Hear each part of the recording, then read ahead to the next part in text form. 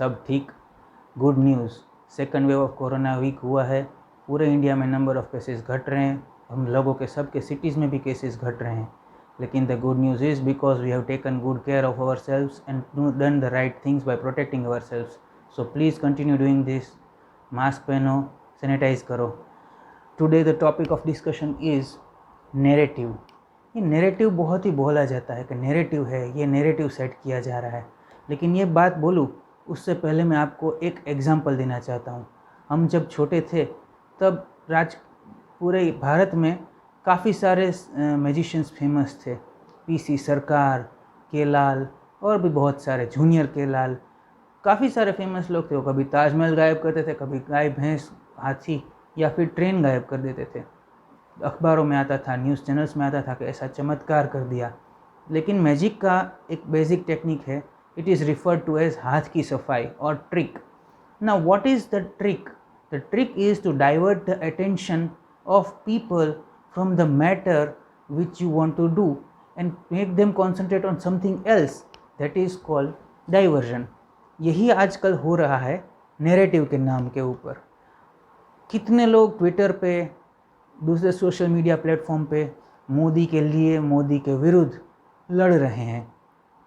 मैं गलत या सही नहीं बोल रहा हूँ, लेकिन कोरोना के ऊपर, दवाइयों के ऊपर, ये करना चाहिए, ये नहीं करना चाहिए, ये नैरेटिव है, ये नैरेटिव नहीं है, ये गलत हुआ है, ये असंवैधानिक है, ऐसे मुद्दों के ऊपर सभी लोग लड़ रहे हैं। लेकिन इस बीच काफ़ी सालों से, इस बीच यानी कि I am not just talking about corona, but आज़ादी के बाद से एक बहुत ही सिस्टमेटिकली नैरेटिव सेट किया जा रहा है, जिसके अंतर्गत सभी लोगों को डिवाइड किया जा रहा है और स्पेशली मेजॉरिटी को बहुत ही बुरी तरह से डिवाइड किया जा रहा है। जोसेफ गोबेल्स करके हिटलर के इंफॉर्मेशन मिनिस्टर थे।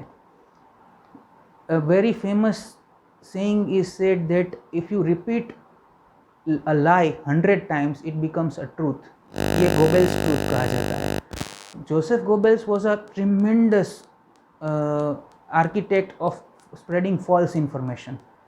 उसने एलाइज को इतना मूर्ख बनाया, इतना गफलत में रखा लास्ट तक, that allies were scared that Hitler may bounce back any time। The same thing has been happening to India and especially the majority of India, that being done and said how। पहले तो हर समाज, हर धर्म के अंदर divisions होते हैं। जैसे कि हमारे मुसलमान भाइयों की बात करें तो उसके अंदर शिया होते हैं, सुन्नी होते हैं, अहमदिया होते हैं, वोहरा होते हैं, दाऊदी वोहरा बोलते हैं जिन्हें, खोजा होते हैं, और भी काफ़ी सारे प्रकार के होते हैं।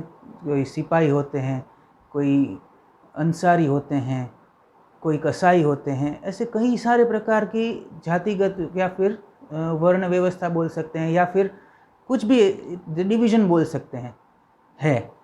इसी तरह से क्रिश्चियनों के अंदर बहुत बड़ा डिवीज़न है। प्रोटेस्टेंट है, कैथलिक्स है, ऑर्थोडॉक्स है। ऑर्थोडॉक्स के अंदर काफ़ी सारे डिवीज़न है। I will like to read a few of them. The orthodox के अंदर है सीरियन, बाद में इथोपियन, सीरियन ऑर्थोडॉक्स जो इंडिया में है, और 6 और प्रकार के हैं। इसी तरह से लूथेरियन, प्रोटेस्टेंट के अंदर एक लूथेरियन डिवीज़न है, और कई सारे डिवीज़न्स हर जगह पे हैं, लेकिन इनको हाईलाइट नहीं किया जाता है। लेकिन एक स्पेसिफिक एजेंडा के तहत, एक specific narrative, the word itself is the meaning, तहत हिंदू समाज को बुरी तरह से डिवाइड किया जाता है। क्यों? इलेक्शंस आते हैं तब किस तरह से डेमोग्राफी बताई जाती है।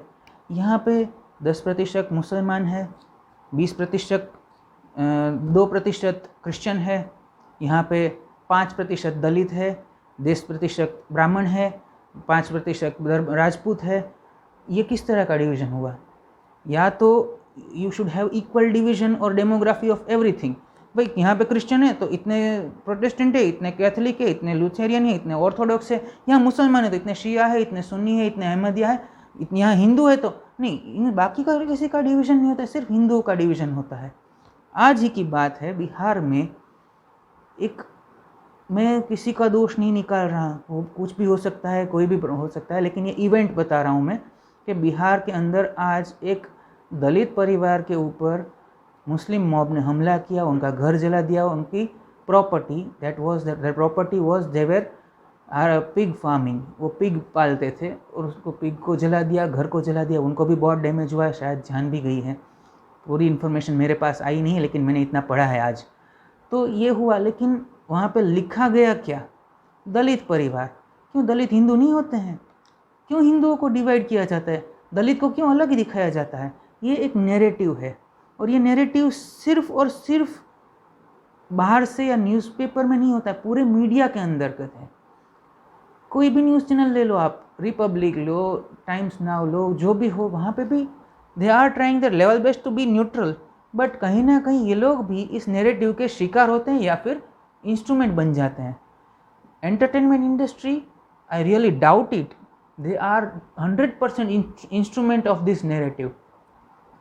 हाल फिलहाल के इवेंट्स देख लो आप, मुनमुन दत्ता करके कोई एक्ट्रेस है, उन्होंने वर्ड यूज़ किया, उससे पहले सलमान खान ने इसके ऊपर बोले थे और उन्होंने भी माफ़ी मांगी थी, शिल्पा शेट्टी ने भी माफ़ी मांगी थी। आज फिर से 3 एंटरटेनमेंट इंडस्ट्री के लोग, Munmun Dutta, Yuvika Chaudhary and most recently Hooda, Randeep Hooda actor है वो, इन तीनों ने स्पेसिफिकली एक ही समाज के, हिंदू समाज के एक ही तबके को टारगेट किया है। That has sparked great controversy, but do you believe this is coincidence? हम लोगों का ध्यान अभी कोरोना के ऊपर है, तब ये एक सिफर से, बहुत ही नफासत से ये काम हो रहा है कि हिंदू समाज को डिवाइड किया जा रहा है। मैं ये नहीं बोल रहा हूँ कि X% डिवाइड कर रहा है, X कम्युनिटी डिवाइड कर रही है, लेकिन देयर इज़ एन एजेंडा। मुझे नहीं पता है कि कौन कर रहा है। I am pointing out to the obvious thing that is going on, and the obvious thing that is going on is dividing Hindus into caste. The only thing that is not present in last 4 to 5 years in India is caste division। अभी सब एक हो रहे हैं, भारतीय के तौर पे, समाज के तौर पे हिंदू एक हो रहे हैं। तो ये सबको पसंद नहीं आ रहा है, कौन कर रहा है पता नहीं, लेकिन you have to be very aware of the situation that is prevailing in India right now. Media, entertainment industry के ऊपर विश्वास मत करो, don't fall into that trap. They have been doing this for last 60-70 years. हम लोगों को अब मूर्ख नहीं बनना है। पहले इंडियन हो, पहले भारतीय हो, भारत माता की संतान हो, फिर अपने अपने समाज और धर्म से एक हो जाओ।